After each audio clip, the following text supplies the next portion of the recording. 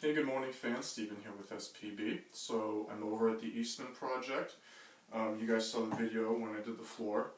You can't see it in the shot, but I did patch in that drywall this morning where the railing had tied into it and we had that big gash. What I ended up doing, and you'll see in pictures that I'm going to post later on too, I ended up cutting away the drywall, filling it with two pieces of 2x6 to add as that blocking, and then put sheetrock on top of that and then completely mud it over it. So that's all set. So what I'm going to show you today, just a quick lesson on how to grout a floor. I don't know how many of you have actually done that, but it's probably a project that as a homeowner, if you're doing any kind of renovation, it's something that you probably will do at some point. So it's always good to know. So a couple things, you're going to need really simple tools really. A bucket with some clean water, okay, you're going to need that. And that's going to be for when you wash the floor after you apply the grout. There's going to be a slight film, and you're going to want to wash that over and smooth the grout lines over. You'll need a grout sponge, specifically made for this. It's nice and flat. It's got the rounded off corners. Simple enough, real cheap. And then a grout float. It looks like a sheetrock trowel, except it's rubber instead. And that's made to actually push the grout inside the grout lines. And then the grout. This particular grout is specific to the tile that was used. It's made for the vinyl tile. It's pre-mixed. Some grouts come in a powdered form, and you have to mix them yourself with water. Consistency-wise, you're just looking for like a thick mud. You don't want it runny at all. So we're going to go ahead and get started. I already went ahead and vacuumed the entire floor, cleaned out the grout lines. Where the grout will be. That way we can get maximum adhesion.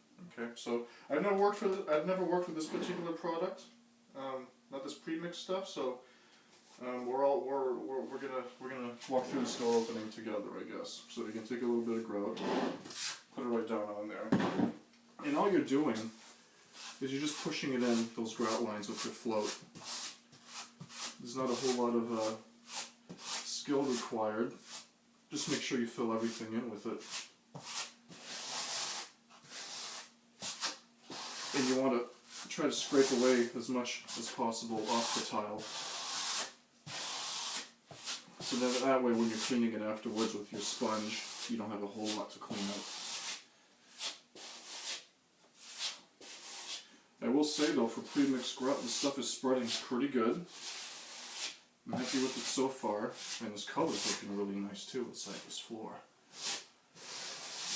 And what's great with the grout too is when you're cutting against the wall, of course with this we're using baseboard, so I did leave myself a little bit of a gap to make the cutting a little bit easier. But the grout fills in every nook and cranny that you did with your cuts that may or may not be covered. But it's just good, and it gives it a nice look too. And I think with this it's going to look fantastic. I probably will end up sealing the grout too once it dries. So in a couple days I'll come back and buy a grout sealer. And that stuff goes on real easy too. Matt and I did it over at the Northwood Drive bathroom. And all you do with that is it comes in a spray bottle. You spray it only on the grout.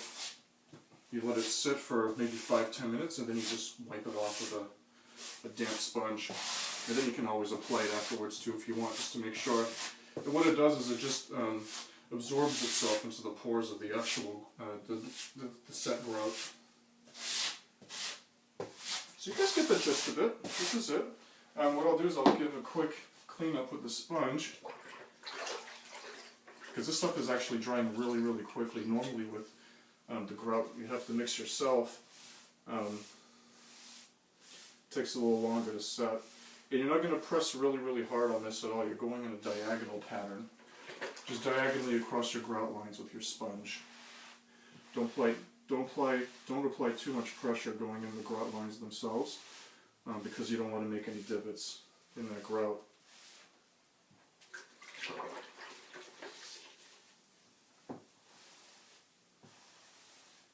There you go. So you can see the more I wipe over it, the more that film disappears. And it is recommended that you change your water quite often. There you go. So that is how you grout a floor. So thank you for watching. Continue to share our page, tell your friends. As far as the plan for tomorrow, this needs to dry overnight. The grout needs to dry overnight, my mud needs to dry overnight. Then I can go ahead and do what I have to do, and then I can just sand and paint around it as far as the railing system goes. But that is it, guys. Thanks for watching. I'm going to finish up this floor, and that's going to be it for me for today. So have a wonderful afternoon, guys.